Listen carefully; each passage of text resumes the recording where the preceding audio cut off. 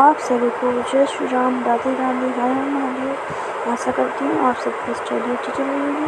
आज की इस वीडियो में हम शक से संबंधित बातें करेंगे। शक। यूनानियों के बाद शक आए। शकों की 5 शाखाएं थीं और हर शाखा की राजधानी भारत और अफगानिस्तान में अलग अलग भागों में थी। फिर है पहली शाखा ने अफगानिस्तान, दूसरी शाखा ने पंजाब राजधानी तक्षशिला, तीसरी शाखा ने मथुरा, चौथी शाखा ने पश्चिम भारत एवं पांचवी शाखा ने ऊपरी दक्कन पर प्रभुत्व स्थापित किया। प्रथम शक राजा ओरमो था। शक मूलतः मध्य एशिया के निवासी थे और चरगाह की खोजों में भारत आए। 58 ईस्वी पूर्व में उज्जैन के एक स्थानीय राजा ने शकों को पराजित करके 12 खदेड़ दिया और विक्रमादित्य की उपाधि धारण की। शकों पर विजय के उपलक्ष्य में 58 ईस्वी पूर्व में एक नया संवत विक्रम संवत के नाम से प्रारंभ हुआ। उसी समय विक्रमादित्य एक लोकप्रिय उपाधि बन गई, जिसकी संख्या भारतीय इतिहास में 14 तक पहुंच गई। गुप्त सम्राट चंद्रगुप्त द्वितीय सबसे पहले विख्यात विक्रमादित्य था। शकों की अन्य शाखाओं की तुलना में पश्चिम भारत में प्रभुत्व स्थापित करने वाली शाखा ने सबसे लंबे अरसे तक शासन किया। गुजरात में चल रहे समुद्री व्यापार से यह शाखा काफी लाभान्वित हुई और भारी संख्या में चांदी के सिक्के जारी किए।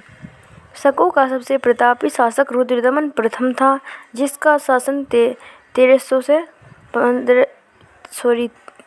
130 से 150 ईस्वी गुजरात के बड़े भाग पर था। इसने काठियावाड़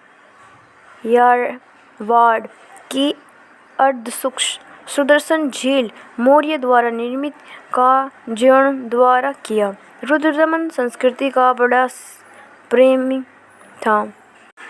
उसने ही सबसे पहले विशुद्ध संस्कृत भाषा में लंबा अभिलेख गिरनार अभिलेख जारी किया। इसके पहले के सभी अभिलेख प्राकृत भाषा में रचित थे। भारत में शक राजा अपने को क्षेत्रप कहते थे। Parthia Pallava notes type. उच्चतम भारत में शकों के आधिपत्य के बाद पार्थिय लोगों का आधिपत्य हुआ। सबसे प्रसिद्ध पार्थिया राजा गोडाफिन्स था। इसी के शासनकाल में सेंट टाइम्स ईसाई धर्म का प्रचार करने के लिए भारत आया था। नोट: पार्थिय लोगों का मूल स्थान ईरान में था। नेक्स्ट, कुषाण। कुषाण पल्लव के बाद कुषाण आए, जो सूची एवं तोकरी भी कहलाते हैं।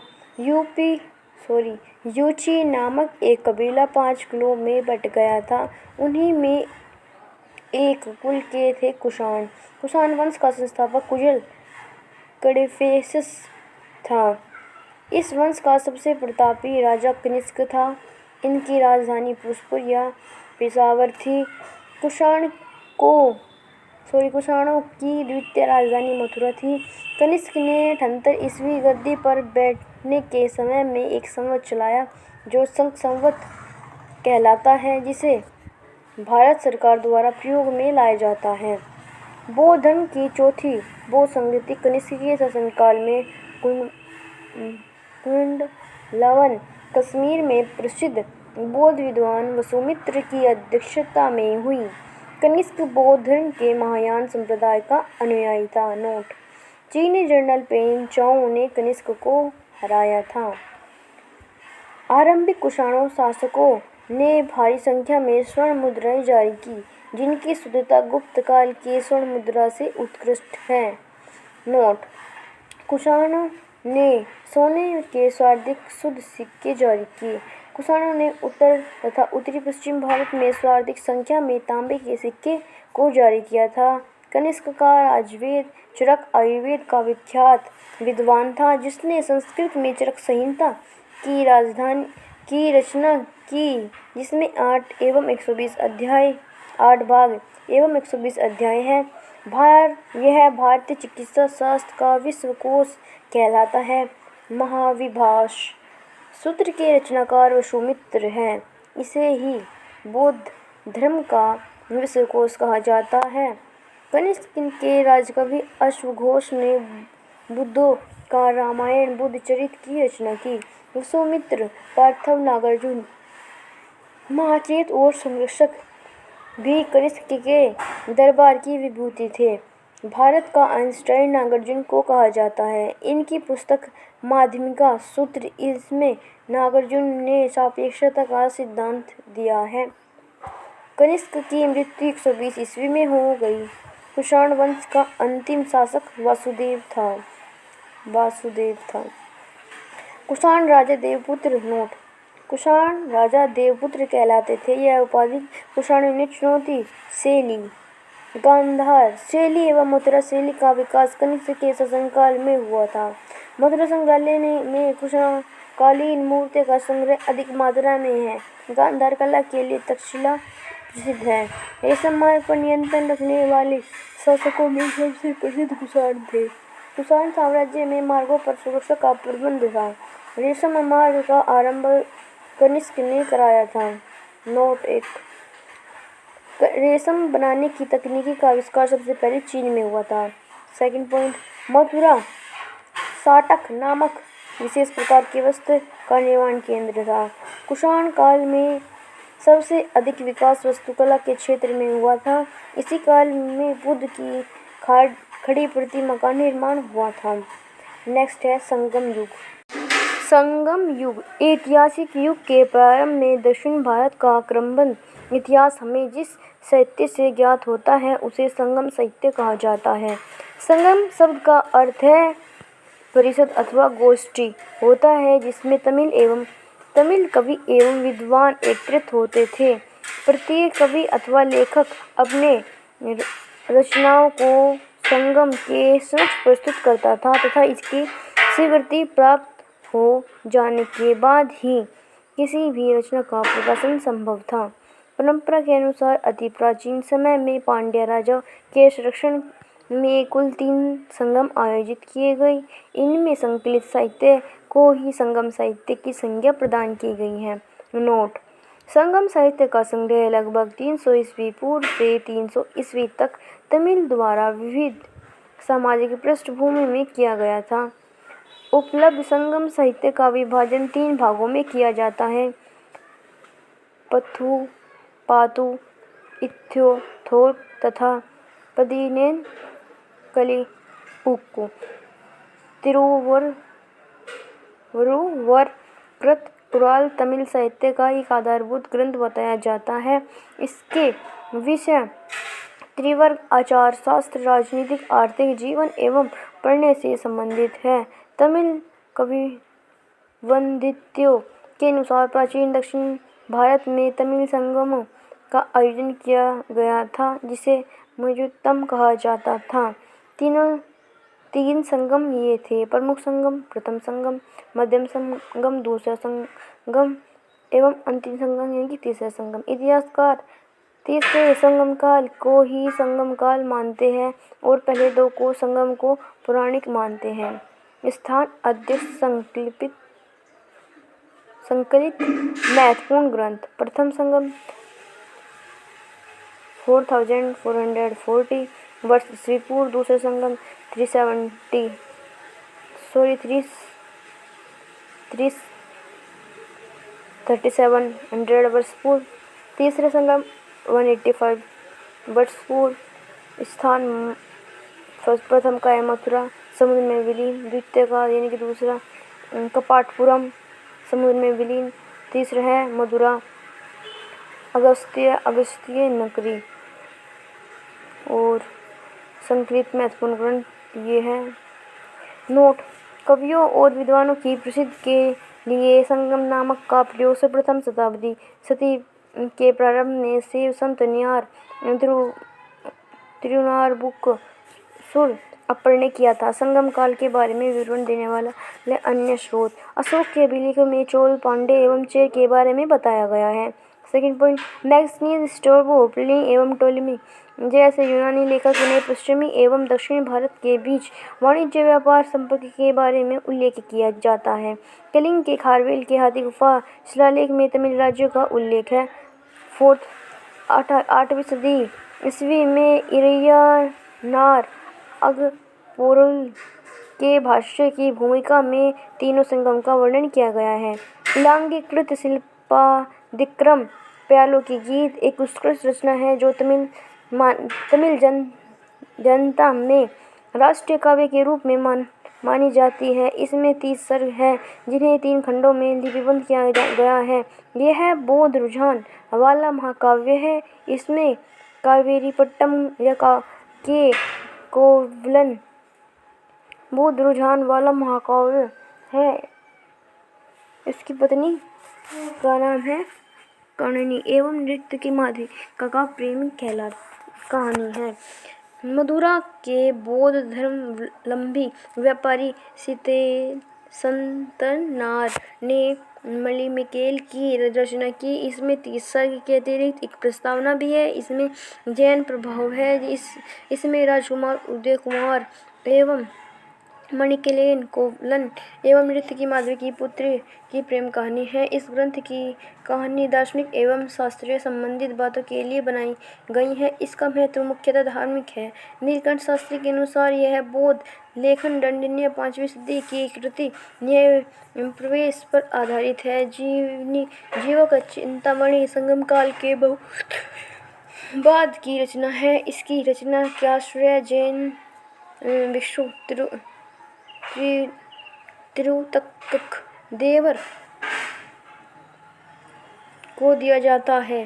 कहा जाता है कि तिरुतक्क देवर पहले चोल राजकुमार था जो बाद में जैन भिक्षु बन गया। तोल कंपनी या तमिल व्याकरण है। 5वीं सदी के बाद 100 प्रसिद्ध तमिल रचनाएं नैतिक एवं दार्शनिक उद्देश्यों में लिखी गई। इसमें तिरुवल्लवार की तिरुकुरल सबसे प्रसिद्ध है।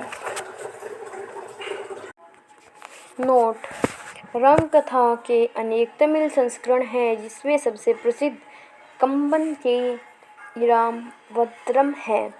संगम साहित्य के काव्य को 2 श्रेणियों में बांटा गया है, अकम और पुरम। अकम काव्यों का मूल विषय प्रेम प्रसंग है जबकि पुरम काव्यों का विषय युद्ध है। संगम साहित्य में हमें तमिल प्रदेश के 3 राज्यों चोर, चेर तथा पांड्य का वितरण प्राप्त होता है।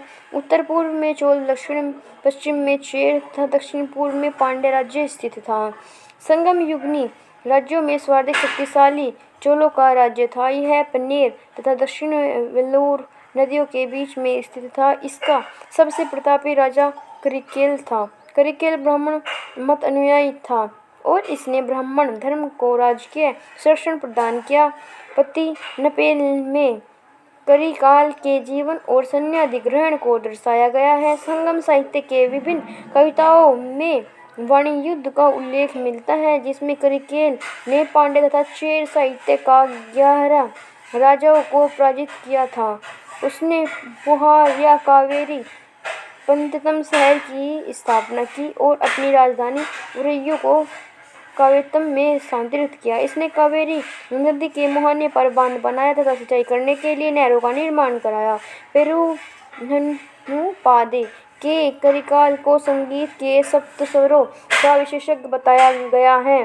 संगम युग का दूसरा राज्य चेरों का था जो आधुनिक केरल प्रांत में स्थित था। इस राज्य में कुछ प्रमुख राजा हुए। उदयनगिरि ने अधिराज की उपाधि ग्रहण की। इसने पाइतीन नामक धार्मिक संप्रदाय को समाज में प्रतिष्ठित किया। संगम युग का तीसरा राज्य पांड्य था जो कावेरी के दक्षिण में स्थित था। इसकी राजधानी मदुरा में थी। पांड्य राजाओं ने डुजेलियन लगभग 210 ईस्वी में सबसे शक्तिशाली था। पांड्य का पहला उल्लेख मैक्सिनियस ने किया था। उसने इस राज्य को मोतियों के लिए प्रसिद्ध बताया था। नीलवन कोंडन संगम युग का अंतिम ज्ञात पांड्य शासक था। संगम युग में राज्य को मंडल कहा जाता था। राजा का जन्मदिन पेरुनल कहलाता था। संगम युग में मंत्र को अमांचन या अमाचार कहा जाता था। राजधानी में एक राजसभा होती थी जिसे नालवे कहा जाता था। यह राजा के साथ न्याय का कार्य करता था और राजा देश का प्रधान न्यायाधीश तथा सभी प्रकार के मामलों की सुनवाई का अंतिम अदालत होता था। राजा के न्यायालय को मरम कहा जाता था। चोरी तथा व्यभिचार के अपराध के लिए मृत्युदंड दिया जाता था। झूठी गवाही देने पर जीभ काट दी जाती थी। भूमि कर नकद तथा अनाज दोनों रूपों में अदा किया जाता था। संभवतः यह उपज का छठा भाग होता था, किंतु कभी इसे बढ़ाया जाता था। व्यापारियों से सीमा शुल्क एवं चुंगी वसूल की जाती थी। सेना के सेनापति को अनाइडी की उपाधि दी जाती थी। सेना के अग्र टुकड़े को तुशी तथा पिछले टुकड़े को कुले कहा जाता था। सेना में केवल 3 घनी कृषक भर्ती किए जाते थे। सेना चतुर्गणी होती थी जिसे अश्व, गज, रथ तथा पैदल सिपाही सम्मिलित थे। नगाड़ा एवं शंख बजाकर सैनिकों को बुलाया जाता था। युद्ध भूमि में वीरगति पाने वाले सैनिकों को सम्मान में पत्थर की मूर्ति बनवाए जाने की प्रथा थी। इस प्रकार की मूर्तियों का नूडल या वीरकल कहते थे। युद्ध में पराजित राजा का आमरण अनशन कर अनुष्ठानिक मृत्यु वरण करने की प्रथा को संगम कविता में वटकृतल कहा गया है। राजा अपने आवास की रक्षा के लिए सशस्त्र महिला को तैनात करता था। युद्ध में बंदी स्त्रियों को दासी बनाकर उनसे मंदिर में दीपक जलाने का कार्य कराया जाता था। संगम काल में समय जानने के लिए जल घड़ी का उपयोग किया जाता था। तमिल प्रदेश में ब्राह्मणों का उदय सर्वप्रथम संगम काल में हुआ था, जो समय का सबसे प्रतिष्ठित वर्ग था। उनकी हत्या को सबसे बड़ा अपराध माना जाता था। संगमकालीन ब्राह्मण मांस भक्षण करते थे तथा सुरा पीते थे। ब्राह्मण के पश्चात संगम यूनानी समाज में वल्लेर वर्ग का स्थान। इसका मुख्य पेशा कृषि कर्म था। वल्लेर का प्रमुख वेलीर कहा जाता था। खेतों में काम करने के वाले मजदूरों को केडिसर कहते थे। संगम साहित्य में व्यापारी वर्ग को वणिगर कहा गया है। संगम साहित्य के दास प्रथा के अस्तित्व का प्रमाण नहीं मिलता है। तोल्काप्पियम नामक तमिल रचना से ज्ञात होता है कि संगम काल में विवाह को संस्कार के रूप में मान्यता प्रदान की गई है। इसमें हिंदी धर्मशास्त्रों में वर्णित विवाह के 8 प्रकार हैं। ब्रह्मदेव, अर्ष, प्रजापत्य, असुर, गंधर्व, राक्षस तथा पिशाच का उल्लेख मिलता है। परिणय विवाह की मान्यता दी गई है, जिसे पंचतीर्णय कहा गया है। एक पक्षीय परिणय के कणे व अनुचित परिणय के पेरुदिन कहा गया है। संगम काल में चावल मुख्य खाद्यान्न था। इसमें दूध में मिलाकर सांभर नामक खाद्यान्न तैयार किया जाता था। नर्तकियों गायकों के दल घूम कर लोगों को मनोरंजन किया करते थे। संगम साहित्य में इन्हें पनार व विडेयर कहा गया है। तमिल साहित्य में मलयाळ तथा ओयर जैसी कवित्रियों की चर्चा हुई है, जिससे स्पष्ट है कि इस काल की स्त्रियां सुरक्षित होती थी। संगम काल के लोगों को कौवे को शुभ पंछी मानते थे, जो अतिथियों के आगमन की सूचना देता था। कौवे नाविकों को सही दिशा का भी बोध कराते थे। इसी कारण सागर के माध्यम में चलने वाले जहाजों के साथ उन्हें ले जाया जाता था। संगम काल में समाधियों के स्थान पर पत्थर गाड़ने की प्रथा थी। इन्हें वीरगल अथवा वीरप्रस्तर कहा जाता था। इनकी पूजा भी होती थी। प्राय युद्ध में वीरगति प्राप्त सैनिकों के सम्मान में खड़े किए जाते थे। संगम काल में चोलों की समृद्धि का मुख्य कारण उनकी सुविकसित वस्त्रोद्योग था। पांड्य राज्य को कोकई, सुलियर एवं चेर राज्य में बंदर प्रमुख बंदरगाह था। कोकई मोती खोजने के लिए प्रमुख पतन था। यह संगम कुछ अन्य वर्ग 3 वर्ग है इसके अंदर नोट्स टाइप। पुलेन दस्तकारों का एक वर्ग जो रस्सी तथा पशुचर्म की सहायता से चारपाई एवं चटाई बनाने का कार्य करते थे। अनियार सेकंड पॉइंट, शिकारियों की एक जाति। थर्ड है मलबर लूटपाट करने वाली जाति। अब कोरमंडल समुद्र तट पर पुडुचेरी से 3 किलोमीटर दक्षिण में स्थित अरिकुमेंडो चोल वंश का एक प्रमुख बंदरगाह था। इस बंदरगाह से रोम के साथ व्यापार होता था। 1945 ईस्वी में हुई यहाँ की खुदाई से एक विशाल रोमन बस्ती का पता चलता है। यहाँ मनकों का निर्माण का कारखाना भी था। पेरिप्लस में अरिमेडो को पेडोक कहा गया है। नोट, संगम काल में मिस्र के एक नाविक हिप्पियस ने मानसूनी हवाओं के सहारे बड़े जहाज़ों से सीधे समुद्र पार करने की विधि खोजी। तमिल देश के प्राचीन देवता मुरुगन था। कालांतर में उसका नाम सुब्रह्मण्य हो गया और स्कंद कृतियों के साथ में उसका सामर्थ्य स्थापित कर दिया गया। हिंदू धर्म में स्कंद कृतियों को शिव पार्वती को पुत्र माना गया है। स्कंद का एक नाम कुमार भी है और तमिल भाषा में मुरुगन शब्द का यही अर्थ होता है। मुरुगन का प्रतीक मुर्गा माना जाता था और तथा इसके विषय में यह मान्यता थी कि उससे पर्वत पर क्रीड़ा करना अत्यधिक प्रिय है। उसका अस्त्र वृक्ष था।